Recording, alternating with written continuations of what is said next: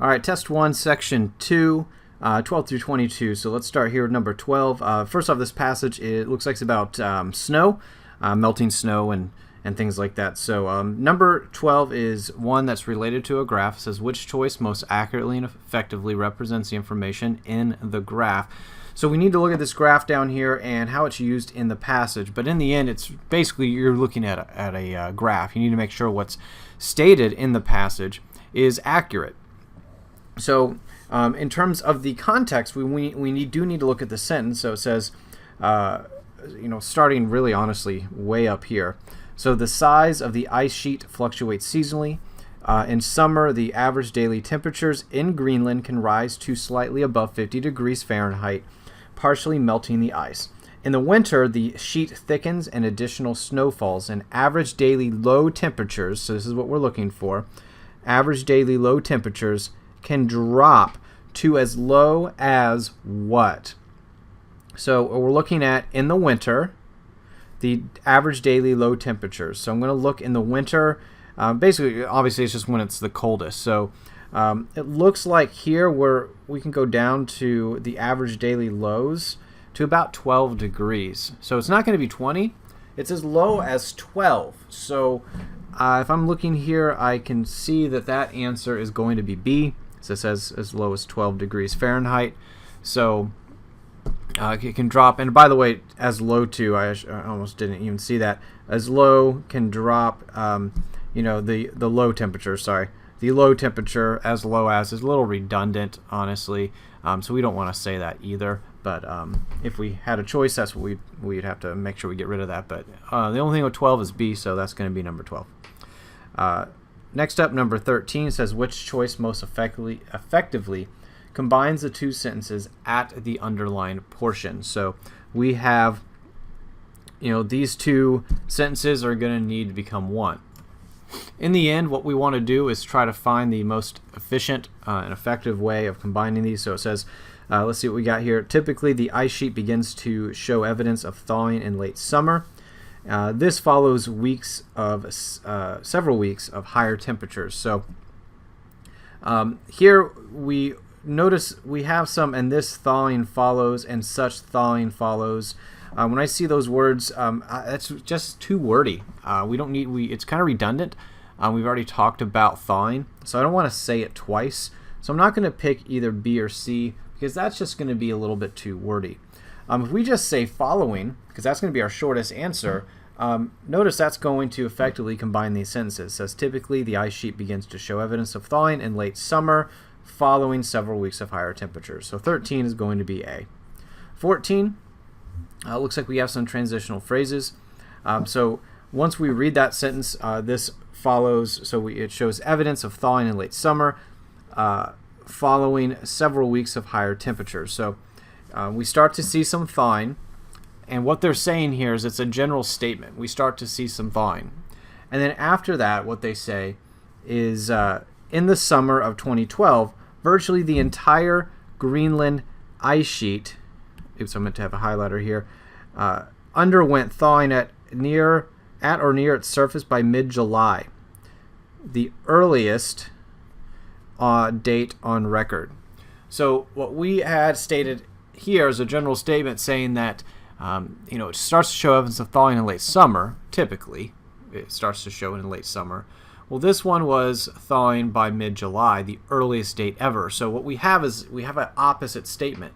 We have what it typically does and what it did this year, or in 2012, I should say, in that particular year. So I'm looking for a negative trigger. So not as such, not moreover. For example, no. The only negative trigger here is however, because it's we have something that is not typical. So 14 is going to be B. 15 says, and again we have looks like we have a statement here. We were just trying to find the best version of this underlined portion. So it says the summer of 2012. I need to get some context so I know what we're looking for. So the summer 2012 was the warmest in 170 years, records show. But Jason Box, an associate professor of geology at Ohio State, believes that another factor added to the early thaw. Now this statement right here is mentioning the subject of the sentence. And then what we have right here is a non-essential clause. So what that means is that I need to have that non-essential clause end in a comma, because they're just describing who Jason Box is. So I'm going to find the one that does what I'm looking for, and that's make this a true non-essential clause by having a comma surrounding it. And it looks like C has that comma. And the other option that I would have, and again, it's not going to be A or D, B also has that comma, but it doesn't have a comma at the beginning.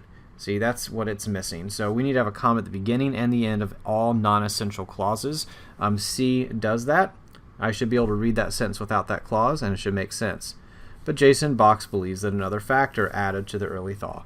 So that one's going to be C for number 15. Number 16, looks like we're using some punctuation here. So as I look at the punctuation on 16, it looks like for A and B have semicolons, whereas C and D have colons. So when you're testing this, you want to understand obviously what does a colon do, what does a semicolon do. It's easy to really test colons because it's just a list or an explanation. It's pretty straightforward. So what I would do is I would start by checking that to see. Otherwise, a semicolon would be independent clauses most likely. So I want to see if we are defining something or if we're listing things. And this one says Jason Box believes that another factor added to the early thaw. Now again, what it's going to be doing here is telling you or defining what that factor is, and it's the dark snow problem. So we are defining something, which means A and B are not going to be right.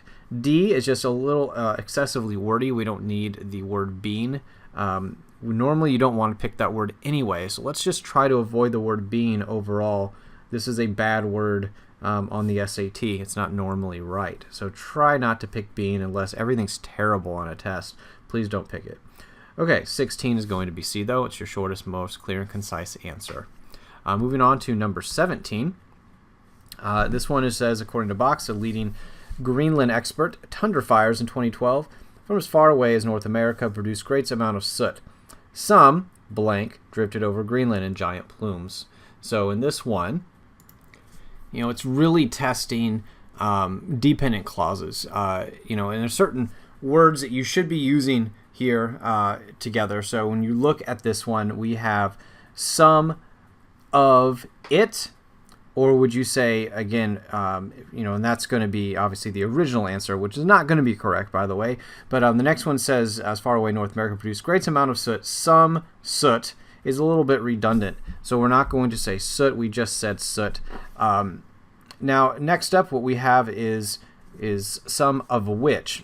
So in this case, we want to refer to something, which is why it's not going to be D. So we do need to refer to something here. What are we referring to? And that's the main thing you want to be able to tell. So in this case, what is that it that we're referring to anyway? So here it looks like we're referring to the soot. And we want to see, would we say some of it or would we say some of which? So in this case, you kind of can sound each one out to make sure hopefully you have that knowledge to be able to see the right sounding one. But in this case, it says great amounts of soot, some of which drifted over Greenland in giant plumes of smoke. So 17 is going to be C. And again, some of that is just idiomatic phrases too. I mean, when you have of it, you don't say of it, you say of which. That is just the way you put these words together in the English language. So make sure you understand that because in a way it's really hard to teach those. You just know it or you don't.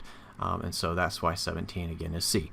Number 18 says some of which drifted over Greenland in giant plumes of smoke, and then, and here's what we want to be able to figure out, fell as particles onto the sheet ice.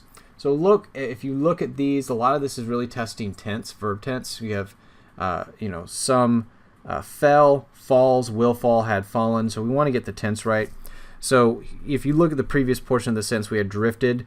So we're talking about past tense, and if you want to find the proper past tense here, it's not going to be falls or will fall.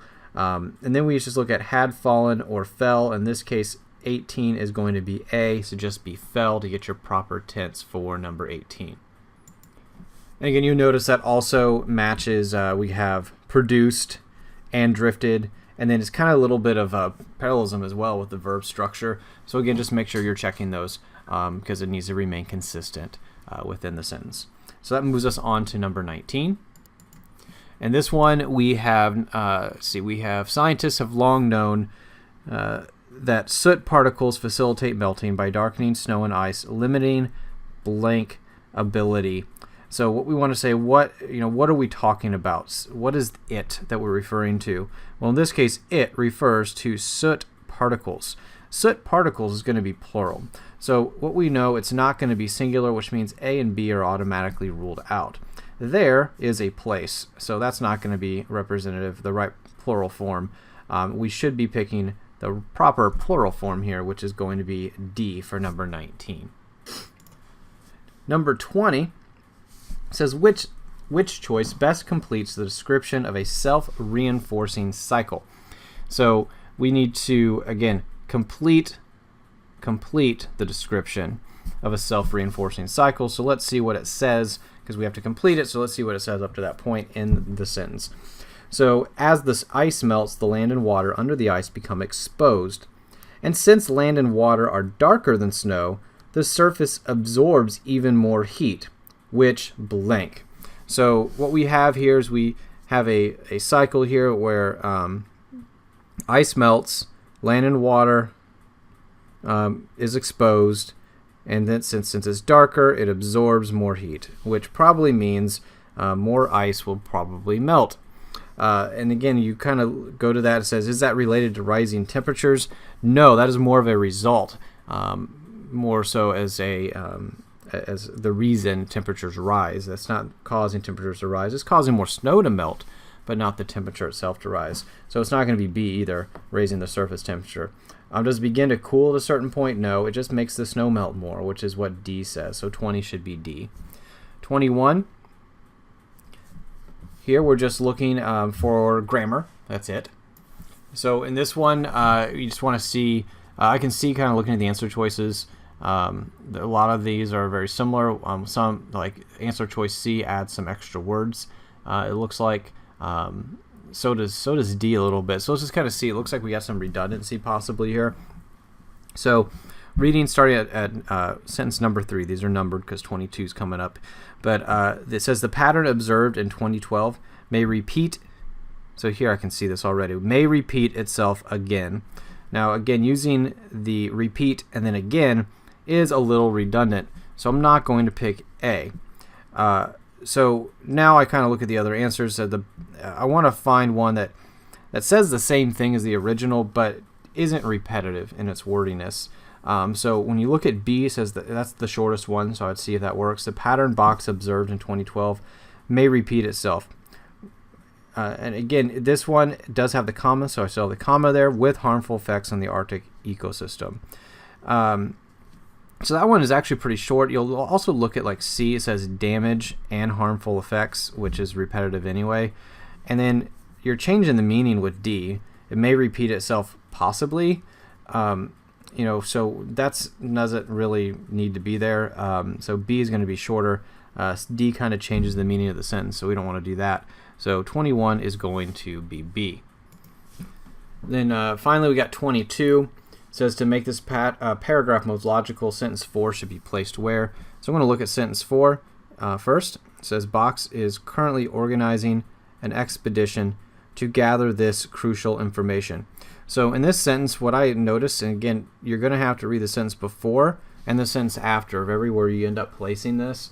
So right now, I would notice the sentence before. I'm going to have, I usually kind of look at it this way. I'm going to have some crucial information. I should have some crucial information here for this to work. Then I should have, after that, I should have my sentence. And after that sentence, I should maybe have some info. It's currently organizing an expedition to gather this, so maybe information about the expedition. So I'm looking for that information. I want to find the set of sentences that would give me that info. So Now I want to kind of go, and these are the ones that I always tell you are going to take you the longest amount of time to go through. Because of that, I'm just jumping to the one that works so you can kind of see how it works. So D says after sentence 5. So we'd have sentence 5 first. We'd read that first, and again, you have to check it this way. Start with sentence 5. So the next step for Box and his team is to travel to Greenland to perform direct sampling. So we're going to travel to Greenland to perform direct sampling of the ice in order to determine just how much the soot is contributing to the melting of the ice sheet. So again, here, when you look, we have some crucial, or we're trying to get some crucial information. That crucial information is how much the soot is contributing to the melting of the ice sheet. So then that would make sense, because I'm looking for a sentence before that talks about that crucial information. This one did. Then I have sentence 4, which would go next. Box is currently organizing an expedition to gather that information. So that makes sense. That fits. And then sentence 6 has to fit also, and we have to make sure all 3 fit. Not just 2, but all 3. So then sentence 6 says members of the public will be able to track his team's progress, because they're organizing an expedition. So they're going to track the progress of that expedition and even help fund the expedition through a website Box has created. So notice all 3 of those fit, and that's why on number 22 you're going to pick D.